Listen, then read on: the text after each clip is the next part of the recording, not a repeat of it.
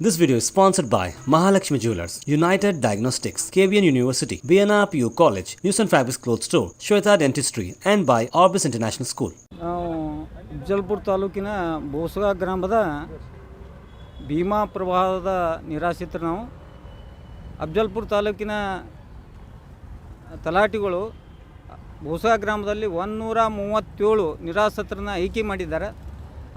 ಅದರಲ್ಲಿ ನಿಜವಾದ ನಿರಾಶ್ರಿತರು 43, ಇನ್ನೂ 30 ಮಂದಿ ನಿಜವಾದ ನೀರು ತುಂಬೋರು. ಇವತ್ತು ಮೀಡಿಯಾ ನಮ್ಮಲ್ಲಿ ಬಂದು ಎಲ್ಲ ಆ ಫೋಟೋ ತಕ್ಕೊಂಡಿದ್ದು ಎಲ್ಲ ನೋಡಿದ್ರೆ, ಆ ಫೋಟೋ ತಕ್ಕೊಂಡಿದ್ದು ಮೀಡಿಯಾ ಏನು ಕಾರ್ಯಕ್ರಮ ಹಾಕ್ಯದ, ಆ ಕಾರ್ಯಕ್ರಮದಲ್ಲಿ ಏರಿಯಾ ಬಂದದ, ಆ ಯಾವ ಫಲಾನುಭವಿಗಳಿಗೂ ಪರಿಹಾರ ಕೊಟ್ಟಿಲ್ಲ.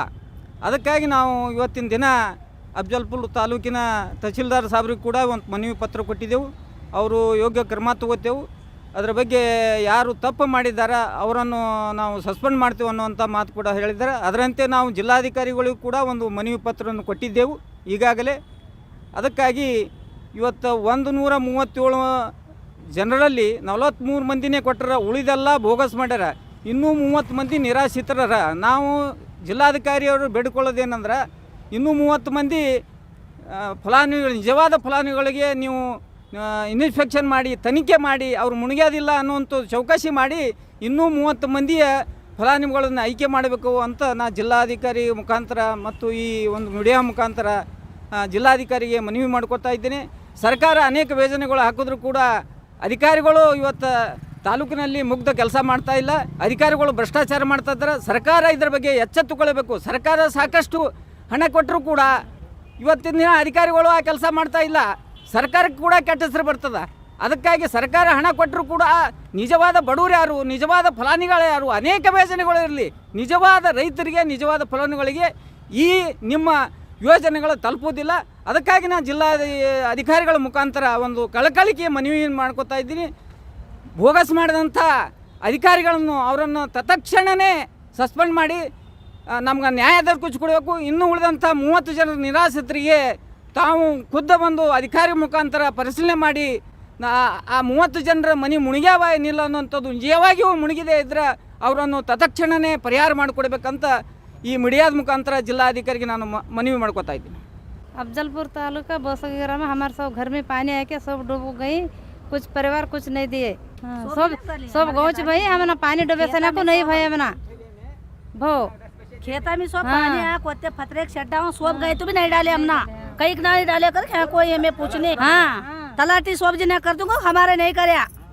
खेत में सीमेंट ये वो सब भोग गए, खा तो सब लगाए सो पानी आया कुछ ऐसे सबको तलाटी पत्रे छड़ के सब भोग गए तो नहीं करे. हमें लीको कर पीछे लगे तो कुत्ते तो निकल छोड़ो उनको. हाँ कई नहीं करे कर पूछने आई हमें आपको ये नेरा नेतर बटर नेरा हाथ लार दो हमारे कई नहीं करे. मुसलमान वाले कई नहीं डाले होना तो वजह होना तो.